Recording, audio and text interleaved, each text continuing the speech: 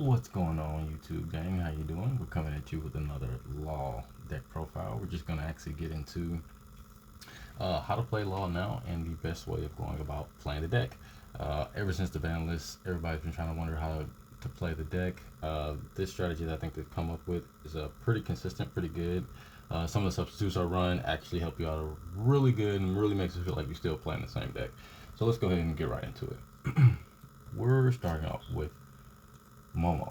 Momo being your new Curly the Dam. I say this because essentially you're not going to swing with it like Curly, but it's just doing the same thing for you in trying to search you one drop reds and 2K counter. Momo essentially costs you the same as Curly, and it's searching you your searcher and it's searching your 2K counter, which is what you were doing with Curly the Dan in the first place.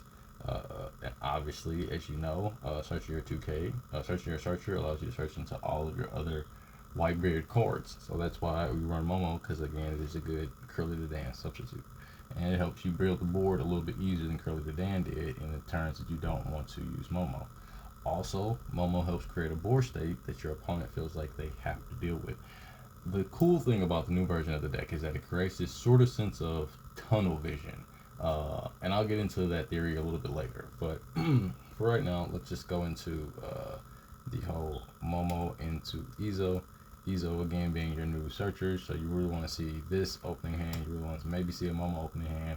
You don't really mind leaving Momo also tapped on the board, because once Momo finds you your Izo or one of your 2Ks, he's a little expendable. Momo is your expendable searcher. He's a searcher where you can low key do without him. Like you want to keep your searchers in rotation, but if you had to give up one, Momo would be the one that you give up. So going on to one of the main core things of the deck in combination I have right here is going to be this right here along with your Vista and your Atama.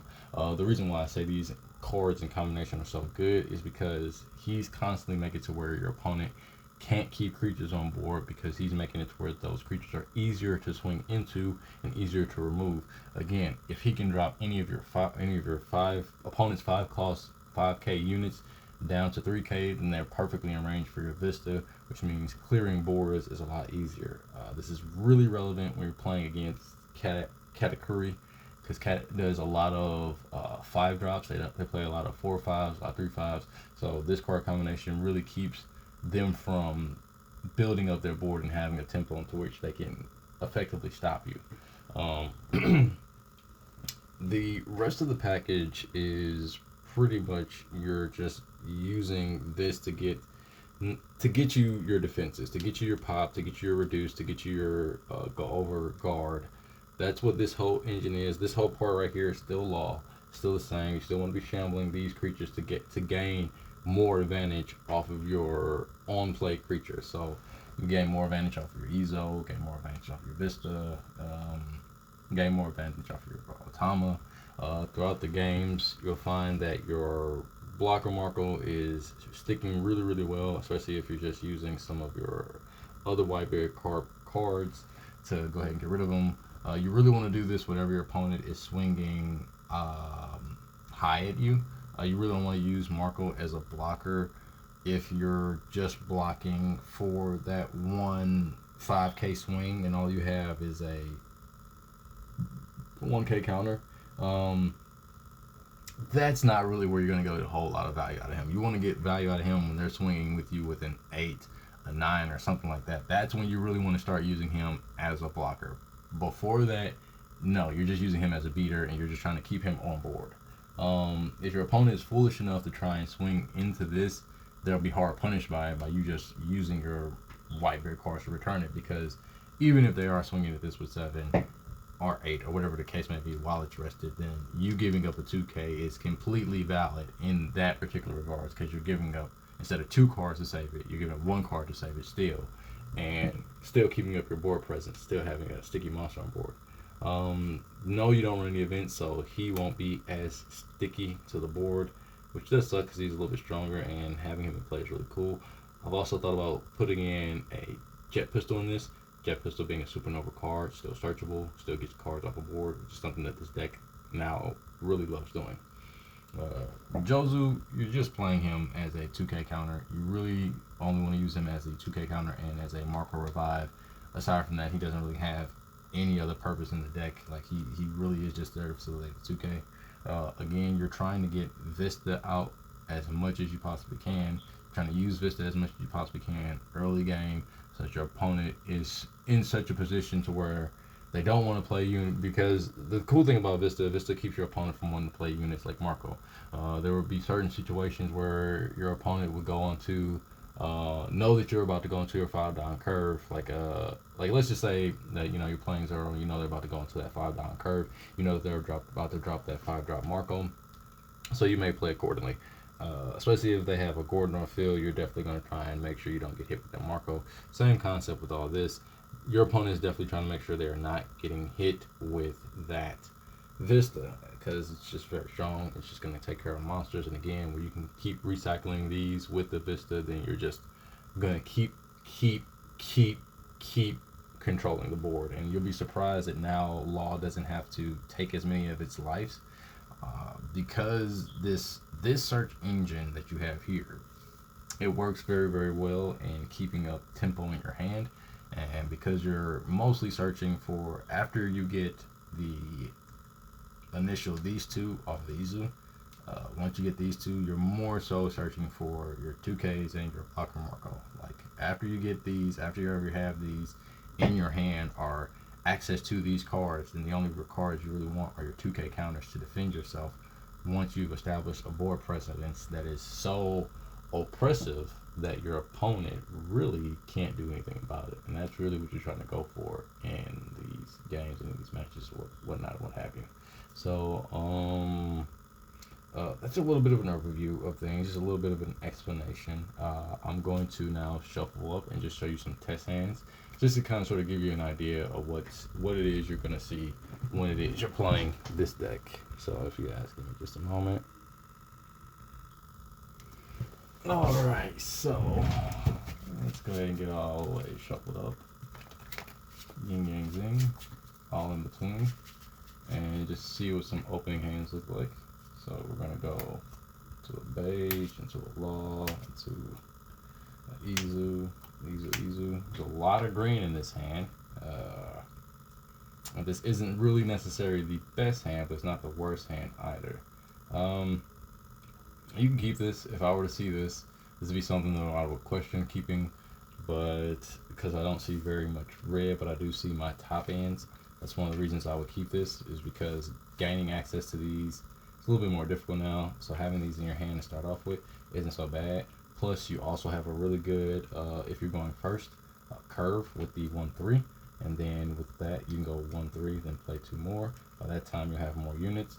Let's just go ahead and try and into a fake game. Go ahead and show you. So let's say that you roll a die, and you lost die roll as law. So you're forced to go first. As I said, you have really good curve. So you can go play 1, and then your opponent can play some sort of setup, or they play something, and then you can go ahead and draw. Again, you can go ahead and give up your counter power to go ahead and rest one of their units to establish your board. You can swing into the life. You can swing to the units to make sure they don't keep creatures on board or have anything in the backswing with you, whatever your preference might be. Again, you'll be able to, you want to do that again for board building. So they swing at you, they take a life. You got a Luffy, another high drop. So unfortunately, it's not going to really help you towards your next turn shamblings. But maybe if you draw a 1-drop on top of your deck, you might be able to go a little bit harder, which we did. We got a 1-drop, so in this case, we've already taken a life. We want a shambles, so we're going to go ahead and play 3, which will leave us with 2, which will still allow us to shambles. In this particular situation, you want to try and not leave your bounties on board, because they'll be vulnerable, and losing both your bounties right now would really, really suck. So just for shambling purposes, just to get a bigger body on the board and establish yourself a little bit more, you go ahead and bounce the red Izo, which is really good to top deck, to go ahead and bounce the 1 Bonnie, and then you just leave your board like this, because again, you don't want both Bonnies to be exposed, or have that to where you are in a position to lose both of your Bonnies. So again, you want to make sure that you have this in hand. This is a pretty good board setup right now. You got 2 blockers, you got 1 Bonnie, and you've got two 2K counters with one 1K counter and a rush Luffy in hand. Right now you're sitting pretty, and you've made sure that your opponent isn't going to be able to swing into you too hard here. Now at this point in time, Law usually likes to take one of her lives. You're at 3 lives right now. You go down to 2 just to have the card advantage. But the cool thing about this version of Law is that you no longer need to do that. You can go ahead and keep your lives and kind of use them more as resources instead of just going ahead and gambling with them. Like I said, at this point, your opponent might have 1 to 2 attacks on the board, in which case you have 2 blockers plus the counter. So again, taking life is not necessary at this point. You can, but you don't have to for later game purposes. You might just want to leave that there. Again, and since you already have these 2, you're going to plus cards in your hand anyway, so there's no need for you to go ahead and do that. Let's just say that this is perfect. Your opponent just doesn't play anything to destroy 2 of your cards, and somehow, but let's just say it's not perfect. Actually, let's just go ahead and say that your opponent finds some way to go ahead and get rid of one of your bodies, as we had anticipated them for to do. Then on your turn, you're just going ahead and draw. Fortunately enough, I ain't stacked this. Y'all saw me shuffle. Fortunately enough, you draw another Bonnie. Unfortunately, you don't have very many reds to go into. So even if you did have a play, you actually want to play this Atama so that you have no red card to go ahead and shambles in case you do hit another Law. And you want to go ahead and play this. Again, keep in mind that this would be your 7-Don turn. I could place these Don down so it gives you a little bit more idea where you're at. But this would have been your 7-Don turn. That would have been 3 Don that you would have used, leaving you 4 Don left. You're going to search the top 5. And you see a lot of Land of Wano, some Whitebeard, and you got 1 Supernova. So you got 1 search off of that, which is going to be your restand Law. This is actually fine because it's going to allow you to do 1 or 2 things that you want to do this turn. You can either go ahead and establish the Luffy now, which is what I would recommend doing, or you could establish the restand Law and just go high into your opponent's life. Keep in mind you still have 4 Dawn left over, so if you wanted to, you can go ahead and swing 6, 7 into your opponent's life, or if you wanted to, you go ahead and swing 5, 5, 6 into your opponent's life, or if you wanted to, you can go ahead and swing 8 and 5 and restand. In this particular instance, because you do have another Bonnie in your hand, you're not too worried about leaving that Bonnie on board. You don't mind if that Bonnie works as a pseudo blocker, because you don't mind them not going for your life, because you're in a very good position right now. But in case because especially since you have this other Bonnie in hand. Now, in case you want to save your Bonnie, or in case you want to get yourself another 2K, you go ahead and get the Bonnie and get the 2K. But again, you're going to put your opponent in a position to where they're not going to want to protect themselves, or be able to protect themselves, or be able to protect their monsters. You're actually going to use this Luffy, if they had a rested monster, to go in on the rested monster, just to decrease how much they can swing back at you. You now have 2 2Ks, so you lost 1 2K, but you put 1 2K back in your hand. You left the Bonnie on board, so your opponent is in a position to where they may have tunnel vision. This is that situation I was telling you about earlier, where your opponent will gain tunnel vision. Just because they see a Bonnie, they will attack a Bonnie, simply because Bonnie is on board, and they will tunnel vision that Bonnie. Any creature you have where your opponent thinks is problematic or gives you any kind of advantage, your opponent will tunnel vision that monster. So because Luffy is on board, my opponent's going to go, well, I don't need that Luffy to stay on board, because it's going to make it to where I can't use my blockers, so I have to get rid of this Luffy. So your opponent will put everything that they can to get rid of this Luffy after putting something into getting rid of this Bonnie. Now, if you've been KOing their units up until this point, they won't have any smaller units to swing into Bonnie, so they have to use their bigger units to go ahead and swing into Bonnie, which means that they'll have less units to swing into this, which means that they'll have less ability to get rid of your board. Now, at this point in time, if you have been clearing their units, if you have made sure they don't have creatures on the board, let's just say that they have 2 creatures on board, 1 attacker, 1 non-attacker, and they go ahead and use one of the non-attackers to swing into this, like one of their smaller searchers or whatever the case may be. You can choose to block that, and then with their other swing, you can choose to block and counter out, or you can just choose to let it go, because again, you have another one, and they're not going to be focused on that Luffy if they're using 2 attacks to try and get rid of Bonnie. Now, if you stop 1 attack on Bonnie, then they're in the position where they're like, oh crap, do I use one of my swings to get rid of that Bonnie and leave that Luffy, or do I use 2 of my swings to try and get rid of that Luffy and leave that Bonnie? This is what I mean by creating board states for your opponent that they just have a hard time dealing with or trying to get past, because this is a really hard state for your opponent to think about what to do, and it leaves them in a position to where no matter what they choose, nothing is advantageous for them. Nothing really helps them in this match. Nothing really keeps them moving forward. If they defend, if they're like, oh, I'll just block her up, so I need this off the board, then you just protect it. And vice versa, whatever the case may be. So let's again just say that they swing into this and you just let it go, and then they swing into this and you just guard it, just cause you can. I don't even say you don't guard it like that. Let's just say that you guard it with a 2K. You don't guard it with the 2K that you already have in hand. You want to guard it with the 2K that you bounce. Why you want to do this is because you don't want to reveal any new cards to your opponent. So if you bounce a card and it's a 2K, you want to play that 2K before playing any new 2Ks that you've drawn. Because again, your opponent will be prepared for that. They won't be prepared for if you have other 2Ks. So if I were to drop this one right now and my opponent is paying attention, they might go, oh, wait a minute. That's a different Ezo than the Ezo he had earlier. He has the other Ezo still in his hand. He has another 2K. So again, you want to make sure that you're not revealing any new information to your opponent. So you want to make sure that you're dropping old cards that you already picked up off the board so that your opponent doesn't have new information about your hand, which keeps, which puts them in a position to where everything that you have is a mystery. They don't really know what's going to happen to them next, and they're just like, fuck. Now, getting rid of that Bonnie will make them realize that maybe he has another Bonnie in his hand. That's why he let that Bonnie slide so easily. If you protect the Bonnie, it puts them in a position where they think, oh, he doesn't have another Bonnie. I'll go ahead and double swing at that Bonnie. So again, the last turn, if you would have go ahead and protected the Bonnie, then you would have had the Bonnie on board, or they would have went for the Bonnie thinking that you didn't have anything left, or they would have swung, and let's just say that you allowed yourself to take one of those lives, getting you a Momo. Any case may be, we're going to go into our turn. Now, now again, let's just say you took his life. You now have all three of your searchers. You have 2 life. You have 2 blockers. You have 1 2K counter with an unblockable law. You can go heavy into your opponent's board. You can go heavy into your opponent's life. It's really up to you. Depends on what you want in this game. At this point in the game, I'm going to be looking for a law. You also want to keep in mind what you've been searching up until this point and what you've been bottom decking. If you guys keep in mind, I have not seen that many laws in these searches. I haven't seen many blocker laws in my searches for my Bonnies. So I know that I still got a bunch of more blocker laws, or I still know that I got blocker laws in my deck. Or I know that I got blocker laws sitting up here.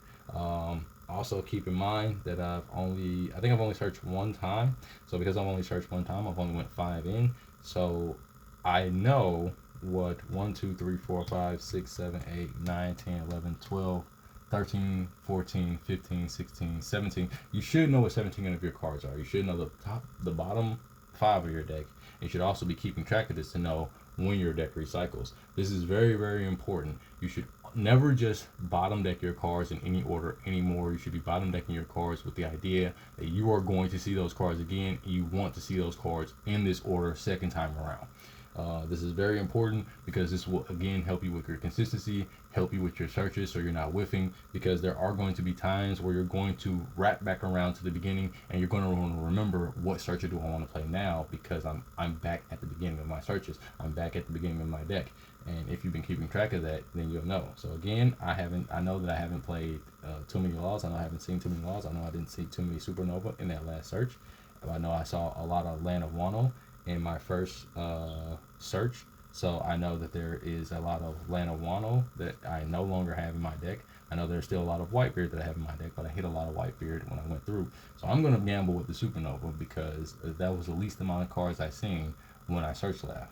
So I'm going to go ahead and play that and see what I get here. So it's a Whitebeard, Supernova, Whitebeard, Supernova, Land of Wano. So again, I knew that I would hit some sort of Supernova in that.